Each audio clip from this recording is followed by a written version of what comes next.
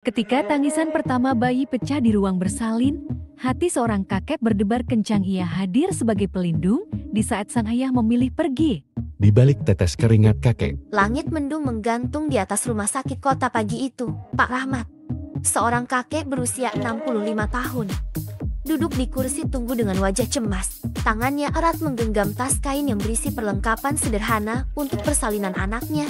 Lina, anak semata wayangnya, sedang berada di ruang bersalin. Ia sudah mengeluhkan rasa sakit sejak subuh. Tapi bukan itu yang membuat Pak Rahmat semakin gelisah. Tidak ada suami Lina di sana. Tidak ada pundak lain yang menopang beban besar itu selain dirinya. Suami Lina, Farhan, memilih tidak hadir. Konflik rumah tangga mereka mencapai puncaknya seminggu sebelum hari ini. Farhan merasa tidak siap dengan tanggung jawab sebagai seorang ayah, membuat Lina hancur berkeping-keping. Pak Rahmat hanya bisa meredam emosinya. Yang penting sekarang adalah cucunya. Pak, maaf, ruang bersalinnya lantai 2. Sapa seorang perawat, membuyarkan lamunan Pak Rahmat. Oh, iya, Mbak, terima kasih.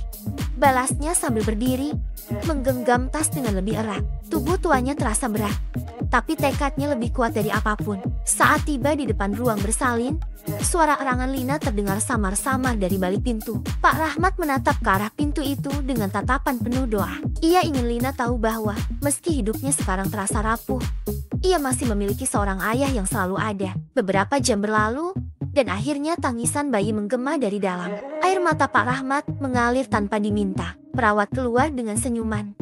Pak, alhamdulillah, cucu Bapak lahir sehat, anak perempuan. Pak Rahmat mengucap syukur sambil menghapus air matanya. Namun, saat ia melihat Lina berbaring lemah dengan bayi mungil di pelukannya, hatinya terasa berat. Lina tersenyum kecil padanya. Pak, ini anakku, cucu Bapak. Pak Rahmat mendekat dan menatap bayi itu dengan haru. Ia menggenggam tangan kecil itu, merasakan kehangatan yang seolah memadamkan semua rasa sakit dan kecewa. Di saat itu, ia berjanji pada dirinya sendiri. Aku akan jadi kakek yang siap melindungi kalian, sekeras apapun jalan hidup ini. Beberapa hari setelah persalinan, Farhan datang ke rumah sakit. Tapi suasana menjadi kaku. Pak Rahmat berdiri tegak di hadapan Farhan. Tidak marah, tapi tegas. Farhan, kalau kamu tidak mau menjadi ayah, aku yang akan melakukannya untuk cucuku. Tapi aku harap kamu pikirkan baik-baik, kamu akan kehilangan momen paling berharga dalam hidupmu. Farhan terdiam, tak mampu membalas. Kata-kata itu menancap di benaknya, menggetarkan hati kecilnya yang sempat keras. Pak Rahmat kemudian berbalik, kembali ke ruangan Lina tanpa menoleh ke belakang. Baginya, dunia ini telah berubah.